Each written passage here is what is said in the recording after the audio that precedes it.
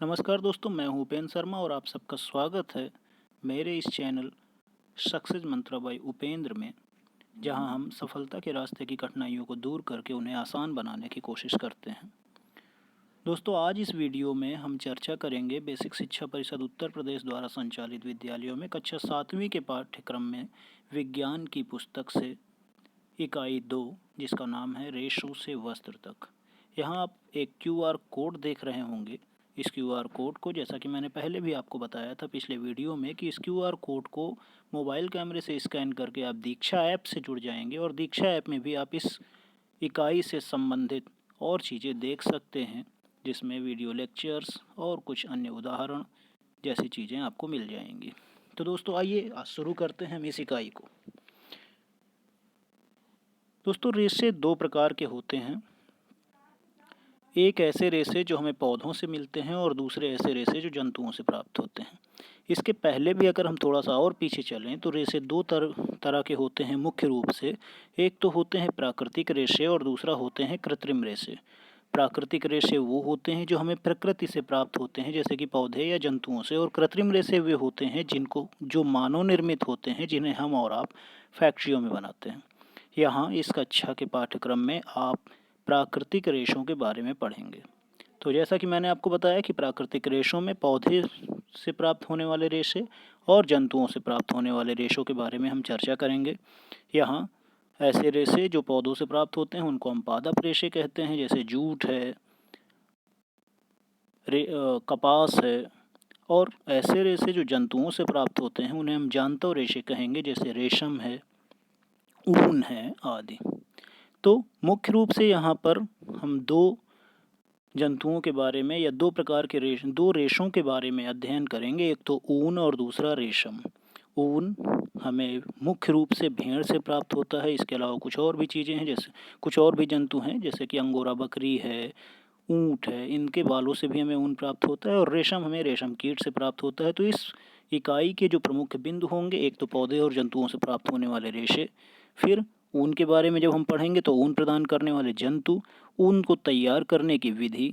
इसके बाद हम रेशम को लेंगे, जहाँ रेशम कीट का जीवन चक्र, रेशम को हम रेशम कीट से कैसे प्राप्त करते हैं, दैनिक जीवन में इन रेशों की उपयोगिता और महत्व क्या है। तो आइए शुरुआत करते हैं। पहला बिंदु है पौधे और जंतुओं से प्राप्त रेशे। जैसा कि मैंने आपको इसी वीडियो में पहले भी बताया कि ऐसे रेशे जो हमें पौधों से प्राप्त होते हैं उन्हें हम पादप रेशे कहते हैं।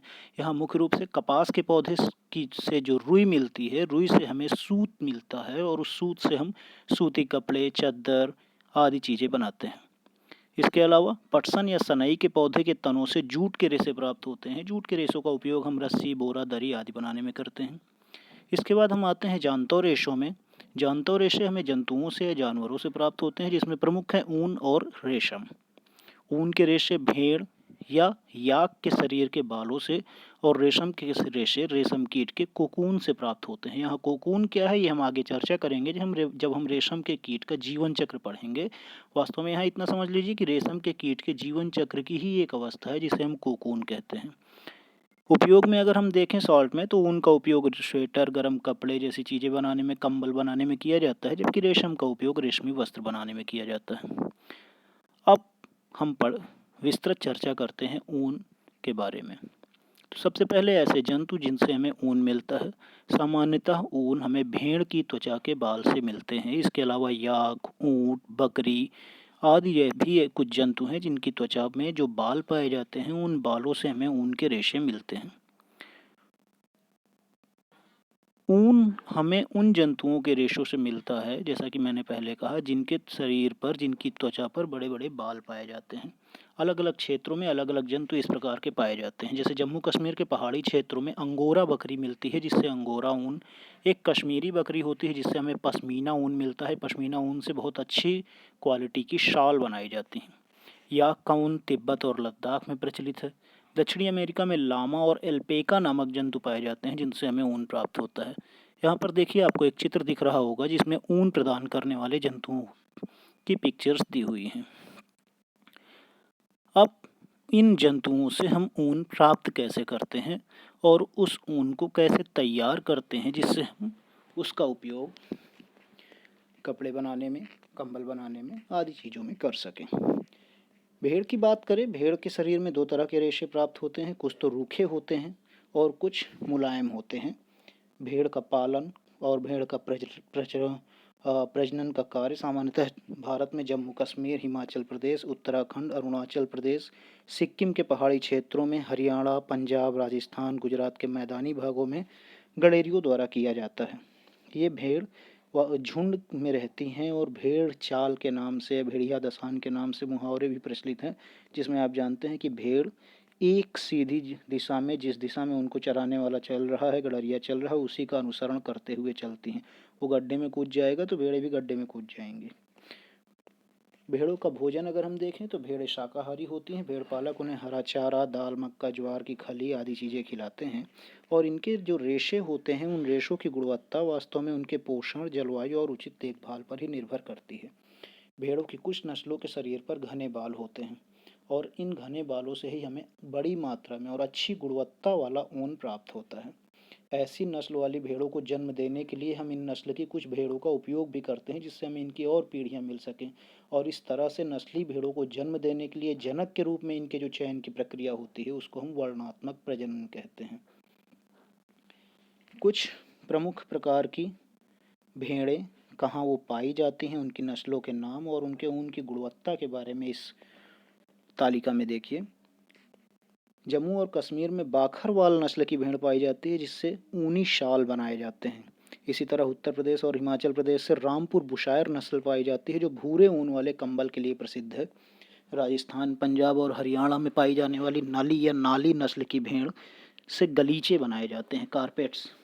राजस्थान और पंजाब में लोही नस्ल की भेड़ पाई जाती है, जिससे ऊनी वस्त्र बनते हैं। इसी तरह मारवाड़ी नस्ल गुजरात में और पाटनवाड़ नस्ल भी गुजरात में पाई जाती है। मारवाड़ी नस्ल से मोटी और रूक्ष ऊन मिलती है, जो कंबल के लिए उपयोग में लाई जाती है, जबकि पाटनवाड़ नस्ल से बनने वाली ऊन होजरी कपड़ों के लिए काम आती है। अब आइए देखते हैं भेड़ के रेशों को से हम ऊन कैसे बनाते हैं। दोस्तों, भेड़ के रेशे से या भेड़ के बालों से ऊन बनाने की प्रक्रिया कई चरणों में पूरी होती है। उन चरणों को एक एक करके हम देखेंगे। पहले चरण में हम भेड़ के बालों की कटाई करते हैं। तो भेड़ के शरीर से बालों की कटाई नॉर्मल प्रक्रिया होती है, जो अधिकतर गर्मी में की जाती है, क्योंकि बालों का मुख्य उपयोग होता है शरीर में ताप नियंत्रण करना। सर्दी के दिनों में अगर हम भेड़ के शरीर से बाल उतार देंगे तो उस ज़्यादा सर्दी पड़ने से भेड़ मर सकती है। गर्मी के दिनों में चूँकि तापमान अधिक होता है, इसलिए बालों की आवश्यकता कम हो जाती है। तो इसलिए भेड़ के शरीर से बाल गर्मी में ही उतारे जाते हैं। गर्मी के मौसम में इनके शरीर से बाल उतार लिए जाते हैं और फिर आगे दूसरे चरणों में हम इससे ऊन प्राप्त करते हैं। दूसरा चरण है अभिमार्जन। अभिमार्जन कुछ नहीं, वास्तव में इन जो भेड़ के हमने बाल उतारे हैं उन बालों को धोने की प्रक्रिया होती है, जिससे इनकी गंदगी निकल जाए, इनकी धूल चिकनाई वगैरह निकल जाए।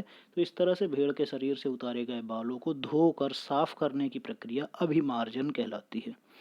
तीसरा चरण छटाई का होता है, जहां अभिमार्जन के बाद अच्छे जो रेशे होते हैं, जिनमें अच्छे रोए होते हैं, लंबाई के आधार पर, हल्केपन के आधार पर, उनको छाट के अलग कर लिया जाता है और इसे छटाई कहते हैं। कताई की प्रक्रिया में हम जो अच्छे रेशे हमने छांट के अलग किए हुए हैं उन रेशों को काट कर उनसे धागे बना लेते हैं, जो कि ऊन के धागे होते हैं। ये धागे जो हमें मिलते हैं ये प्रायः काले या भूरे रंग के या सफ़ेद रंग के, मटमैले रंग के होते हैं और हमें और ज़्यादा इन्हें आकर्षक बनाने के लिए अगले चरण में हम इनकी रंगाई करते हैं, जिससे आकर्षक और रंग बिरंगे ऊनी रेशे मिल जाएं। लेकिन रंगाई की प्रक्रिया में ये रेशे आपस में उलझ जाते हैं, तो छठवें चरण में इन रेशों को सुलझा कर हम इनसे धागा बनाते हैं और इस ऊनी धागे का उपयोग हम कपड़े बनाने में करते हैं, जिससे हम वस्त्रों की बुनाई करते हैं। ऊन का काम करने वाले कारीगरों में एंथ्रेक्स नामक जीवाणु का संक्रमण हो जाता है कभी कभी, चूँकि भेड़ों इन रेशों में एंथ्रेक्स जीवाणु होता है और इससे कुछ समय बाद उनमें एक घातक रोग हो जाता है, जिसे सॉल्टर्स रोग कहते हैं। किसी उद्योग में अगर काम कर रहे कारीगरों को उस उद्योग की वजह से कोई बीमारी होती है तो इसको व्यावसायिक संकट कहा जाता है। चलिए, ऊन उत्पादन की दृष्टि में हमारे देश का विश्व में तीसरा स्थान है। पहले नंबर पर चीन है, दूसरे नंबर पर ऑस्ट्रेलिया है और भारत तीसरे स्थान पर है। गुणवत्ता की दृष्टि से अगर हम देखें तो न्यूजीलैंड की मैरिनो भेड़ों से सबसे अच्छी प्रकार का ऊन प्राप्त होता है। तो दोस्तों ये वीडियो रहा ऊन के बारे में। अगले वीडियो में हम चर्चा करेंगे रेशम के बारे में, जो इसी इकाई का दूसरा भाग होगा। तो इंतज़ार करिए, कल हम फिर मिलेंगे जहाँ पर हम इसी इकाई के दूसरे भाग के वीडियो के साथ आपको आगे ले चलेंगे, जहाँ हम रेशम के बारे में अध्ययन करेंगे, रेशम कीट के बारे में अध्ययन करेंगे, रेशम के कीट के जीवन चक्र की विभिन्न अवस्थाओं के बारे में अध्ययन करेंगे और किस अवस्था में और किस विधि से रेशम प्राप्त होता है उसको देखेंगे।